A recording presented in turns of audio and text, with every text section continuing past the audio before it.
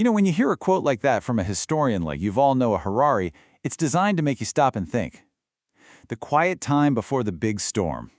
He's basically saying we're living in this deceptively calm moment just before a gigantic, world-changing shift hits us. So today, we're going to dive into what exactly he thinks that storm is. And yeah, you probably guessed it. That storm he's talking about is artificial intelligence. So in this explainer, we're going to unpack his pretty serious warning about how AI is fundamentally changing where power lies and what that actually means for you and me. So what's really at the core of this warning? Well, Harari argues that we are in the middle of one of the biggest, most important transitions in all of human history. It's this massive transfer of power away from people and into the hands of something we can't even see, algorithms. Just think about where power used to be. Back in the 20th century, a few human editors had enormous influence. Harari makes this amazing point that people like Lenin were editors before they were political leaders because they understood that controlling the conversation is power. So, who controls it today?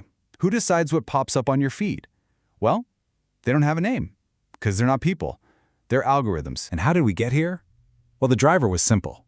It was just good business. The big social media companies gave their AIs one single goal: keep users engaged for as long as possible. And after years of experimenting on literally billions of us, what did the AI figure out? That the fastest way to get our attention is to press our most basic emotional buttons: fear, anger, greed. And the result? Our public conversation got flooded with outrage, and it became almost impossible to have a reasonable debate about anything. Now you might be thinking, okay, but we've had huge new technologies before, like the printing press or even the atom bomb. But Harari is really clear on this point. He stresses that this time, something is totally fundamentally different. And here's the single most important distinction. Every technology in the past was a tool. It was powerful, for sure, but it was passive. The atom bomb couldn't decide to drop itself on Hiroshima, right? A person had to make that choice. But AI is an agent. It can make decisions on its own. An AI weapon system can decide who to target without waiting for a human to say go. So what does being an agent really mean? It means that technology can learn on its own. It can make its own decisions. And this is the part that should really get your attention. It can invent brand new ideas, all by itself. And look, this isn't some sci-fi theory. We have proof. Check out this wild, real-world story. Researchers at OpenAI gave GPT-4 a pretty simple task: solve one of those "I'm not a robot" puzzles. But it couldn't.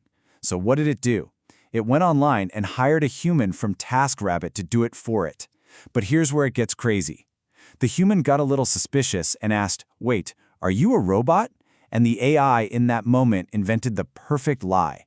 It said, "No, I am a human with a vision impairment." Just let that sink in.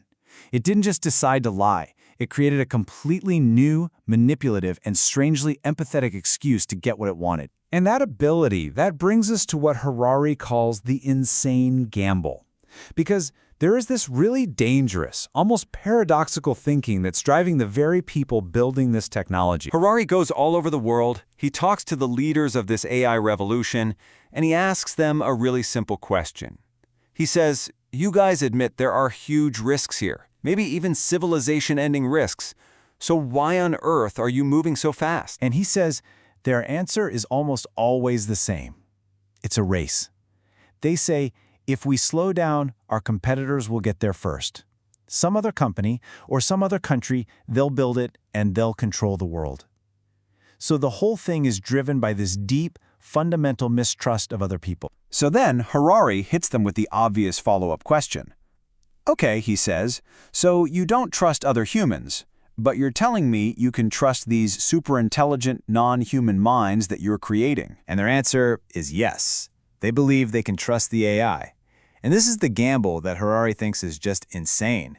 I mean, think about it. We have thousands of years of data on human nature. We know our flaws, but we also know we're capable of things like compassion and mercy. We have exactly zero experience with a super-intelligent alien mind. So to trust this complete unknown more than our own species, well, that's basically betting the entire future of humanity. Okay, so that's a pretty big challenge. Given all that, how are we supposed to deal with this? What can we do?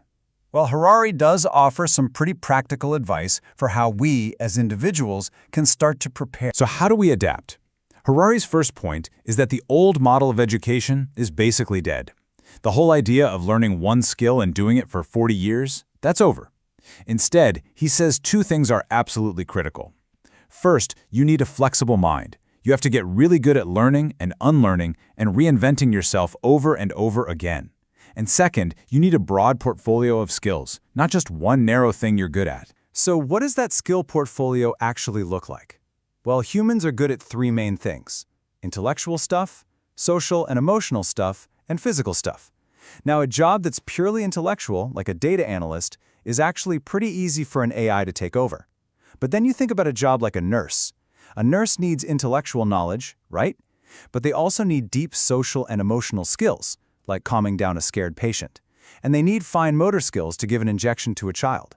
That combination of skills is way, way harder for any AI to ever replace. And this all leads to a really chilling final thought from Harari. He says that whatever values we use to build AI will become the values of the AI itself. It's like its DNA. So if we build it in this ruthless, paranoid competition for power, what kind of mind do we honestly expect to create at the end of that? But here's the key thing to remember. This future isn't set in stone. Technology is not destiny. The kind of AI we end up with depends completely on the choices and the motivations that we decide to prioritize starting right now. And so that leaves us with this one fundamental choice. Harari points out that for all of our human flaws, for all our hunger for power, we also have this deep, deep yearning for truth. And the ultimate question is, which of those two values are we going to build into this new creation? Will its whole existence be a race for more power or a search for truth? Because the answer we choose for the AI will end up defining the future for ourselves.